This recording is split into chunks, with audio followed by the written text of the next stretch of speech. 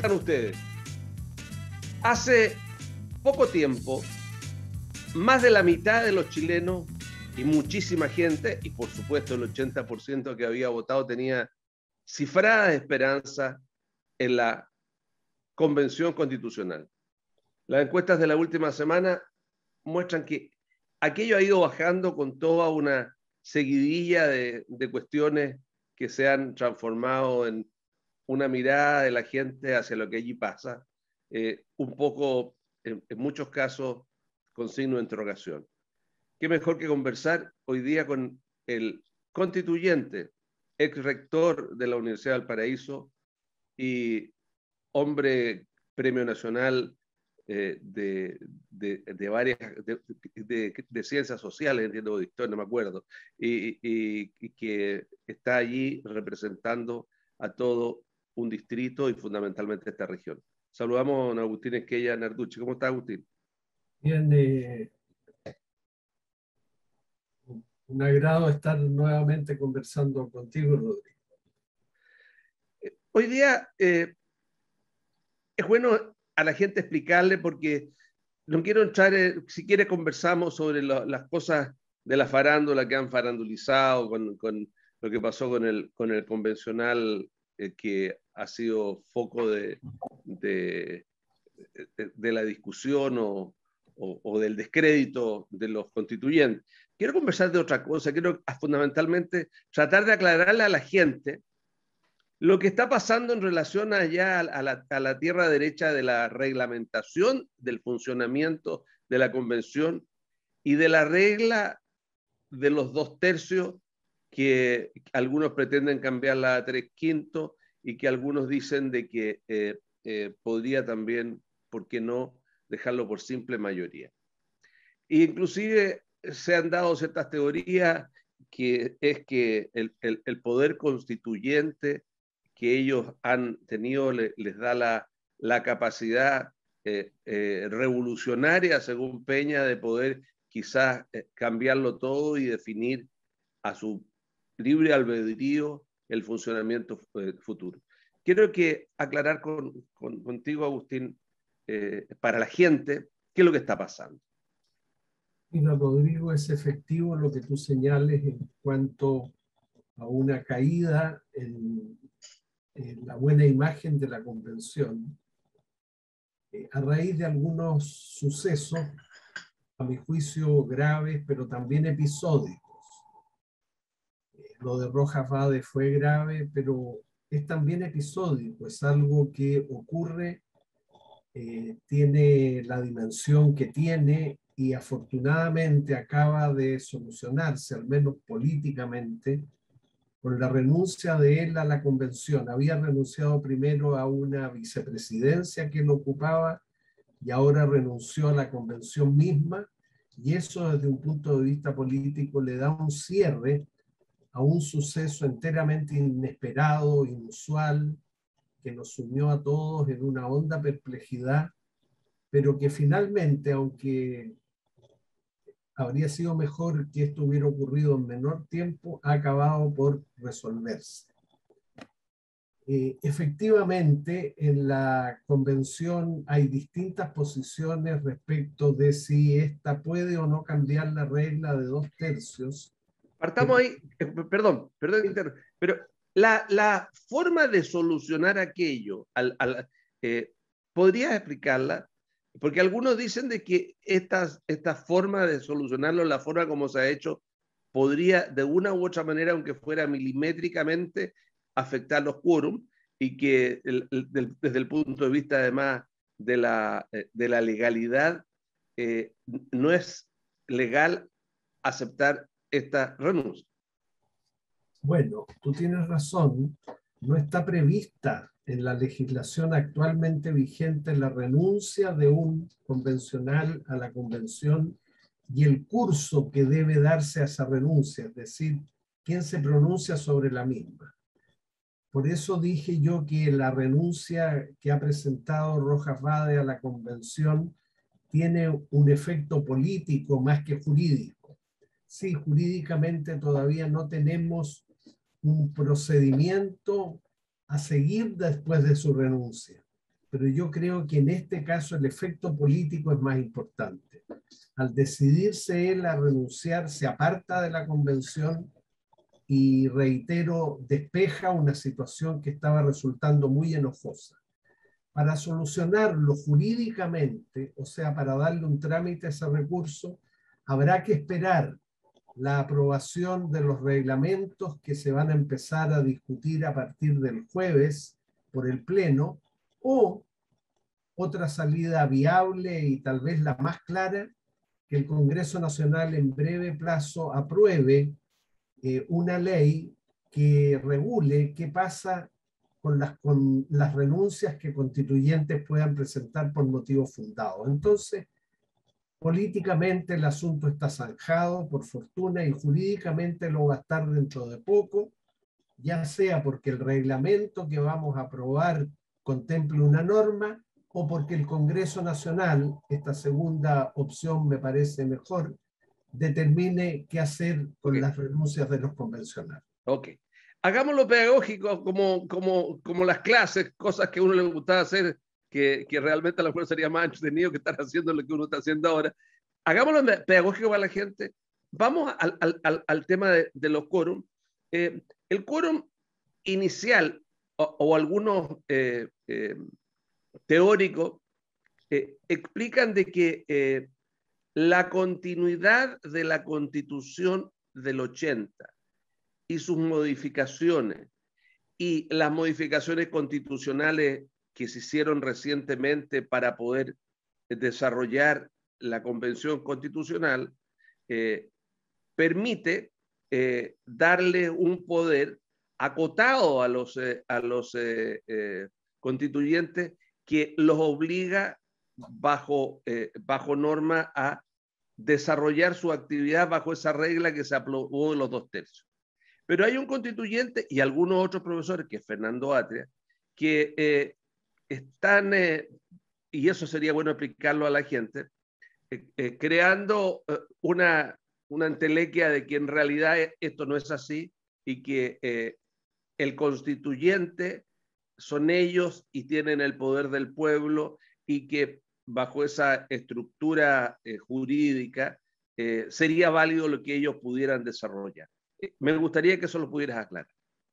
Mira, en una democracia, y esta es una de las bondades de la democracia, todo poder está acotado.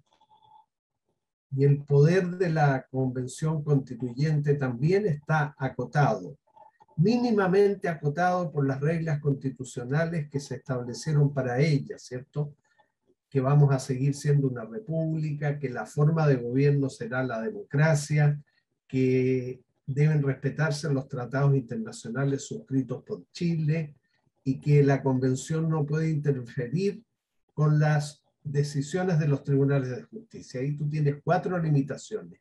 Y otra limitación importante, la que ha estado en debate en estos días, como tú señalas, es si para aprobar las normas constitucionales cuya discusión estamos próximos a iniciar, ¿vale o no vale el quórum de 2/3 que estableció la ley, o más concretamente la reforma constitucional que precedió a la constitución de la convención? Y ciertamente, que nos guste o no esa regla, yo siempre critiqué esa regla, Rodrigo, en mi campaña. Dije, me parece un quórum muy alto para aprobar nuevas normas constitucionales, pero no porque yo pueda hacer una crítica a esa norma voy a desconocer su validez. Estamos atados a esa norma, la convención no puede cambiarla, solo podría cambiarla el Congreso Nacional, porque el Congreso Nacional fue el que la dictó, y las normas se cambian solo por aquellos que tuvieron competencia para dictarla. Y respecto de Fernando Atria, sí, en algún momento de su campaña, él hizo cuestión de la norma de los 2/3, pero hoy en día, al interior de la convención, tanto Fernando como el Frente Amplio que lo acompaña, han dado explícitas declaraciones y pruebas en el sentido de que finalmente aceptan la regla de los 2/3, así nomás sea porque es una regla que, atendida la composición en que quedó la convención, es una regla que no va a permitir ni que 2/3 se impongan a una minoría, ni que 1/3 bloquee a la mayoría. es una regla hoy día que fuerza los acuerdos, empuja hacia los acuerdos. Y realmente yo creo que crecientemente dentro de la Convención Rodrigo se ha ido imponiendo el convencimiento de que sin acuerdo no tenemos constitución. Si tenemos que llegar a dos tercios para acordar normas constitucionales, estamos obligados a dialogar, a conversar, a ceder por un lado, por el otro, a llegar a acuerdos para que quien finalmente decida sea el pueblo de Chile a través del plebiscito llamado de salida, que va a ser con voto obligatorio. Ahí tú tienes otra gran limitación, por decirlo así, Rodrigo. Esta convención no aprueba una nueva constitución. No, el que la tiene que aprobar o rechazar es el pueblo de Chile en un plebiscito. Entonces, la convención tiene que admitir, como va admitiendo crecientemente, los límites que ella tiene, que ya los señalamos, y también la naturaleza de su trabajo, que es harta, ¿no? Estudiar, debatir, concordar, redactar, y fíjate el último verbo, proponer al país una nueva constitución. El que se pronuncia va a ser la ciudadanía del país a través de un plebiscito. Entonces, la convención no es soberana. El soberano es el pueblo de Chile.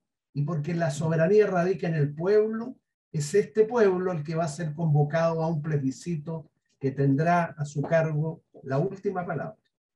Ahora, pero también desde esa misma lógica, si el soberano en un 80% aprobó el desarrollo de este procedimiento, y si el soberano le otorgó el poder de desarrollar a este grupo de ciudadanos empoderados como constituyentes una nueva constitución, también algunos de ellos podrían insistir y encontrarnos en una trampa, o encontrarse ustedes en una trampa, de que porque son más, si hubiera una mayoría circunstancial en que además aprobaran por simple mayoría y respetar o desarrollar la reglamentación bajo otra regla que no sea los 2/3. ¿Qué pasa en ese sentido? ¿Qué es lo que puede pasar? Bueno, eso yo pienso, Rodrigo, que realmente desde el punto de vista jurídico no tiene posibilidades de ocurrir. Hablemos de facto, de hecho. Bueno, pero habría que consultar al pueblo de Chile nuevamente. El plebiscito que se ganó por el 80 contra el 20% dijo sí a una nueva constitución. Eso es lo único que dijo. Y lo confió a una convención constitucional que ya estaba normada por la Constitución Política del Estado. Es decir, el pueblo de Chile que se manifestó a favor de una nueva constitución sabía, o debía saber al menos, que la Convención Constitucional iba a actuar en el marco de algunas reglas previas del derecho interno, las reformas constitucionales a que aludí antes, y también, Rodrigo, reglas del derecho internacional. La Convención tiene reglas previas que respetar, nos gusten o no. La de los 2/3 podrá no gustarle a muchos, pero era una regla que se conocía en el momento en que se eligió a los constituyentes y en el momento en que nos constituimos como convención. De manera que eso no tiene vuelta atrás. Yo enseño a mis alumnos desde siempre que el único que tiene competencia para cambiar una regla es el órgano que la dictó. ¿Quién dictó la regla de los 2/3? El Congreso Nacional. Él es el único que podría cambiarla. Ahora, si el Congreso Nacional, junto con el presidente de la República, decidieran llamar a un nuevo plebiscito destinado a cambiar la norma de los 2/3, no lo veo posible desde un punto de vista político, y en consecuencia tenemos que trabajar con la regla de los 2/3, que fíjate tú, a pesar de ser un quórum muy alto, yo reconozco eso, va a estimular lo más importante que tenemos que conseguir en la convención, acuerdos. Y en consecuencia, eso, en la medida en que consigamos esos acuerdos por 2/3, fíjate tú las amplísimas mayores posibilidades que el texto final que la convención le proponga al país reciba en ese plebiscito de salida una altísima aprobación. Estamos por un buen camino, hemos tenido problemas, tendremos problemas también en el futuro. Esta es una labor absolutamente única, inédita en la historia del país. No hay precedente de una convención de este tipo. Algunos de los inconvenientes y errores que hemos cometido se deben a eso, pero mira tú cómo todos los momentos difíciles que hemos tenido, no los neguemos, los hemos podido ir sorteando a medida que ocurren, y yo espero que esa sea también la disposición, el espíritu, la lógica que nos acompañe en los meses que nos restan de trabajo, que no son muchos, quedan poco más de 6 para enterar 9 meses, y 3 más si es que trabajamos durante un año, porque yo creo, Rodrigo, que no sería presentable que nos demoráramos más del plazo máximo que se nos estableció. Un año. Ok. Yo vislumbro en tus palabras lo mismo que vislumbré hace poco en una conversación con Raúl Celi. Una cierta optimismo frente a la posibilidad de sentir acuerdo, optimismo que la gente no tiene. Yo sé que tú eres agnóstico, pero de una u otra manera el Te Deum, desde la época en que el cardenal Silva usaba el Te Deum para fustigar a Pinochet, desde mucho antes el Te Deum ha sido una manifestación de forma en que la Iglesia plantea cosas. Y en el Te Deum que se hizo hace 2 días o hace 4 días, el arzobispo de Santiago dijo que habían ciertos principios inclaudicables que la Constitución debía de tener en cuenta. Entre ellas, por ejemplo, el derecho preferente a los padres por elegir la educación a sus hijos, el derecho de respetar la vida del que está por nacer, y un par, 3 cosas más. Inclusive habló de la subsidiariedad del Estado en el sentido de que los organismos intermedios o los otros organismos tengan valor dentro de la estructura de la sociedad. ¿Qué opinas tú? Mira, el cristianismo es una de las religiones que se practican en Chile, la que se practica más masivamente. El catolicismo es una de las varias iglesias cristianas y su voz es importante y está muy bien que se exprese públicamente a través de Monseñor Aos en el Te Deum. No hay inconveniente con eso, pero lo que se refleja, te repito, no es ni siquiera la voz del cristianismo, sino la voz de una de las iglesias cristianas, concedo la más importante. No, el Te Deum es ecuménico, el Te Deum es ecuménico, estaban otras más, otras iglesias más. Sí, yo asumo que las demás iglesias cristianas o las demás religiones tienen una posición similar a la que expresó Monseñor Aos. En lo personal, no tengo la más mínima dificultad con la libertad de enseñanza. Como toda libertad va a estar consagrada en la Constitución, pero hay que ir más lejos, junto con decretar la libertad de enseñanza, es decir, que cualquier persona o grupo que cumpla con la legislación vigente pueda fundar, establecer y operar establecimientos educacionales de cualquier nivel. No tengo ninguna duda que va a pervivir en la nueva Constitución, pero esta vez de la mano de una declaración más explícita en el texto constitucional del derecho a la educación, a una educación pública gratuita y de calidad. Eso en la actual Constitución, en los términos que acabo de señalar, no está. Entonces, libertad de enseñanza, por cierto, pero no basta si tú a la vez no declaras este derecho de los niños, de los jóvenes y de las personas mayores también que continúan con su educación a tener una educación pública gratuita y de calidad. Y en cuanto al derecho a la vida, que también proclamó Monseñor Aos, por cierto que uno está de acuerdo con el derecho a la vida, con el derecho a conservar la vida, pero no todos los chilenos comparten la misma opinión respecto del tema del aborto. Ya la compartimos en cuanto a que este es legítimo en 3 causales, Costó mucho aprobar esa ley, pero hoy en día yo creo que es una gran minoría la que no está de acuerdo con la ley de aborto en 3 causales. Se reabrirá discusión acerca de si el aborto se puede despenalizar también durante un cierto número de semanas después de la gestación, sin expresión de causa por parte de la mujer embarazada, y desde luego se está discutiendo en el Congreso sobre eutanasia. Tú puedes afirmar el derecho a la vida. La vida es el bien más importante, el bien de los bienes, digo yo, Rodrigo, porque sin la vida no accedemos a ningún otro bien. Sin vida no tenemos acceso a bienes. En consecuencia, sí, derecho a la vida porque es la base de todo. Reverencia por la vida.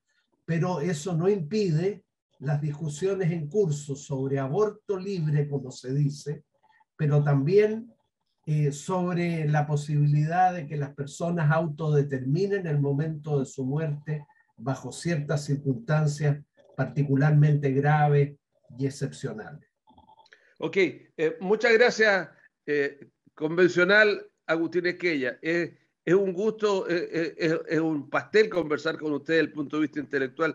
Es bueno que la gente lo escuche y es bueno de que conozcan su optimismo y su análisis de lo que allí está pasando. Gracias por venir. Mira, optimismo, Rodrigo, pero cuando menos tranquilidad. Sí, pasamos momentos difíciles, los vamos a pasar en el futuro, pero los medios de comunicación como Quinta Visión y este programa en particular ayuda a que los convencionales podamos, sin desconocer los defectos, los errores en que hemos incurrido, contarle también a la ciudadanía que hay bendiciones que contar. O sea, la convención tiene muchos momentos buenos y en los próximos días va a tener la aprobación de sus reglamentos, que va a ser ardua, disputada, sí, cómo no, pero pacífica y ordenada, porque eso es lo que el país espera de nosotros, que actuemos pacíficamente, ordenadamente, consensuadamente, hasta donde resulte posible. Ok, muchas gracias al convencional constituyente o constituyente Agustín Esquella Nartucho. Usted que nos ha acompañado, pretendemos ayudar a que usted entienda lo que allí está pasando y esté al tanto de lo que allí ocurre. Próximamente seguiremos conversando con él y con otros constituyentes para que usted esté realmente claro de que lo que allí está pasando es lo que usted después va a tener que definir, porque usted es soberano. Que estén ustedes muy bien.